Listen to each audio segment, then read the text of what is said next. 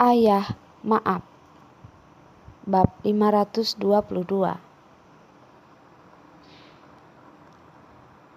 Kakak, apa yang terjadi padamu? Tiba-tiba menepuk wajah Ferdian, hanya untuk mengetahui bahwa Ferdian sedang demam tinggi. Dahi, wajah, tubuh Ferdian, temperaturnya panas, dan itu membuat Arila takut. Ayah, aku tidak berguna. Aku bukan orang yang baik. Aku tidak bisa menyelamatkan Arila. Dalam kebingungan, Ferdian tersedak dan mengatakan sesuatu sebentar.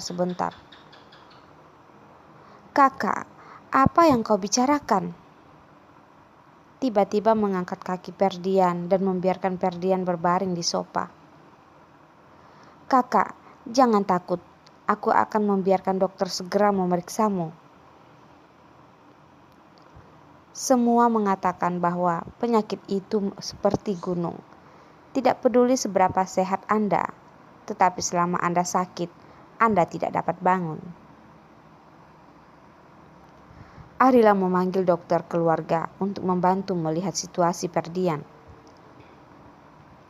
Setelah dokter tiba, dokter memeriksa suhu tubuh Ferdian dengan tangannya dan segera memutuskan untuk memberi suntikan pada Ferdian. Karena penyakit Ferdian datang terlalu tiba-tiba dan terlalu panas, sebuah suntikan hanya dapat meringankan situasi Ferdian dan efeknya tidak besar.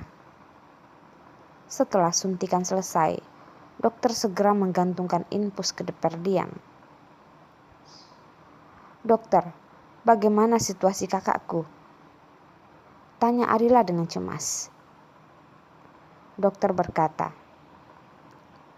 Tuan Ferdian, keadaannya belum begitu baik dan ada keluhan di dada. Itu tidak bisa dibiarkan. Itu mungkin bisa bertambah parah. Arila bertanya, apakah ada masalah besar? Dokter menghiburnya. Jangan terlalu khawatir. Masalah ini tidak akan terlalu serius. Aku akan memberinya 2 botol obat. Ketika Tuan Ferdian bangun, kondisi fisiknya akan jauh lebih baik. Adapun masalah, kau harus membuat dia lebih baik. Arila masih ingin bertanya pada dokter bagaimana situasi Ferdian.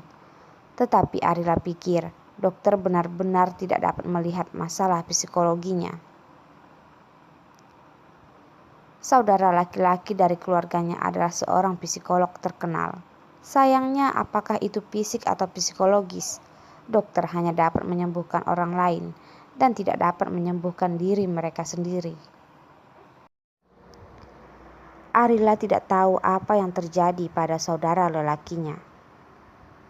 Ketika Ferdian diinfus, Arila selalu berada bersama Ferdian, dengan mata besar menatapnya tanpa berkedip. Kakak, apa yang terjadi padamu? Jika kau memiliki sesuatu di dalam hatimu, kau dapat mengatakannya. Jika kau tidak dapat mengatakannya kepada orang lain, tidak bisakah kamu mengatakannya kepada saudara perempuanmu ini? Arila adalah saudara perempuannya Ferdian, kerabat terdekat Ferdian di dunia. Dan Arila harus bertanya kepada Ferdian untuk menyelesaikan sesuatu. Ayah, aku minta maaf. Aku minta maaf untukmu. Ayah. Bingung, Ferdian berteriak pada ayahnya.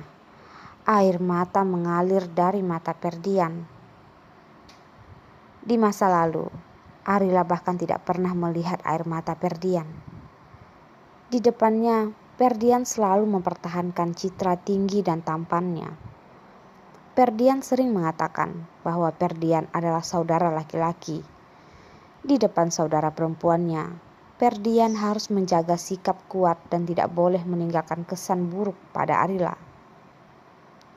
Karena itu, ketika Arila melihat Ferdian setiap waktu, Ferdian selalu begitu kuat, seolah-olah semuanya ada dalam genggamannya. Hari ini Ferdian tidak mempertahankan citra masa lalu, tetapi bahkan meneteskan air mata di matanya.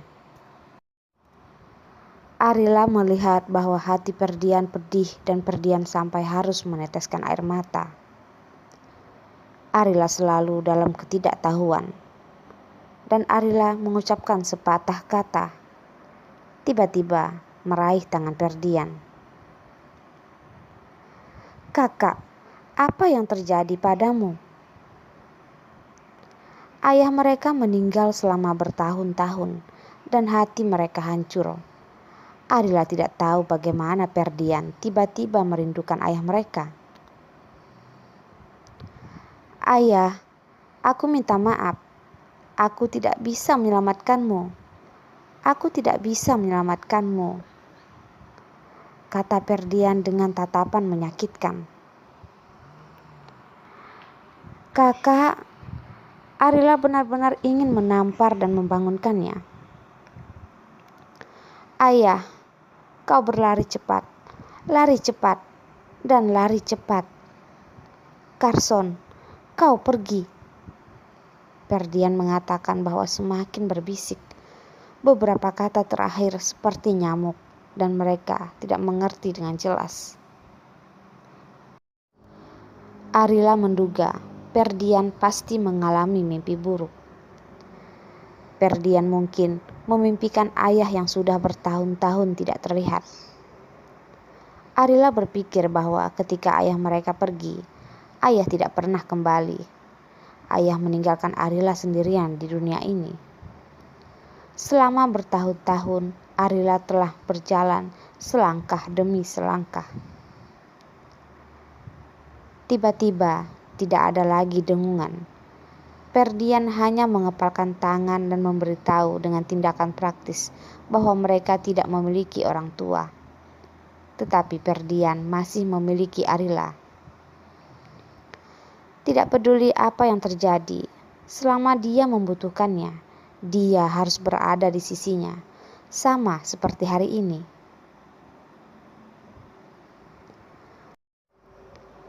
Pukul 5 sore. Rila kecil kembali dari taman kanak-kanak tepat waktu.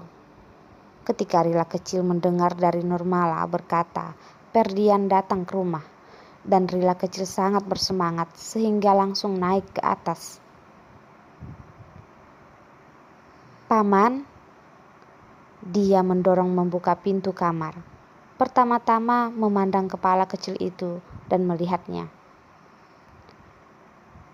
"Rila kecil," Arila berbalik dan tersenyum pada Rila kecil. "Bu, apakah paman sakit?" Rila kecil datang dan jatuh ke pelukan Arila. Dan Ferdian menggumamkan dengan mulut kecil sambil kesusahan. "Hei, aku sakit, tapi aku akan segera sembuh." Tiba-tiba, Ferdian akan mengangkatnya dan mencubit wajahnya. "Ketika aku di sini bersamamu, aku akan lebih baik." "Ya, tentu saja, tidak sakit," dalam hati Rila kecil. "Oke, maka itu akan membantu paman. Biar paman pulih dengan cepat." Rila kecil tiba-tiba membungkuk, mencium tangan Ferdian, dan kemudian mencium mata besarnya yang indah dan mengamati reaksi Ferdian. "Rila kecil." Ferdian membuka matanya dan tersenyum pada Rila kecil. "Tapi sayang, aku tidak punya kekuatan. Aku tidak bisa memelukmu hari ini, dan aku akan memelukmu besok saja ya." Rila kecil bertanya dengan suara seperti susu, sangat manis. "Paman, apakah sakit?" Ferdian menggelengkan kepalanya. "Tidak kok, tidak sakit." Ketika mengganti botol infus kedua, Ferdian bangun. Hati tidak tenang dan Ferdian tidak tahu apakah dia harus mengingat ayahnya. Jadi dia ingin tidur. Pada saat ini, Rila kecil tiba-tiba berteriak padanya. Dia masih ingin tidur, tetapi dia tidak tahan melihat mata yang akan kecewa. Jadi dia bangun. Tiba-tiba Arila juga tahu bahwa Ferdian sudah bangun. Ferdian tidak mau bicara. Arila juga tidak mengatakan apa-apa. Dan diam-diam menemani bersama. Ferdian mengangkat tangan lain tanpa jarum. Dengan lembut mengusap kepala Rila kecil dan mulai berjuang lagi. Jika Ferdian bersikeras mencari Carson untuk membalaskan dendam untuk ayahnya, maka Rila kecil pasti akan tahu bahwa ayah yang paling dikaguminya adalah seorang pembunuh.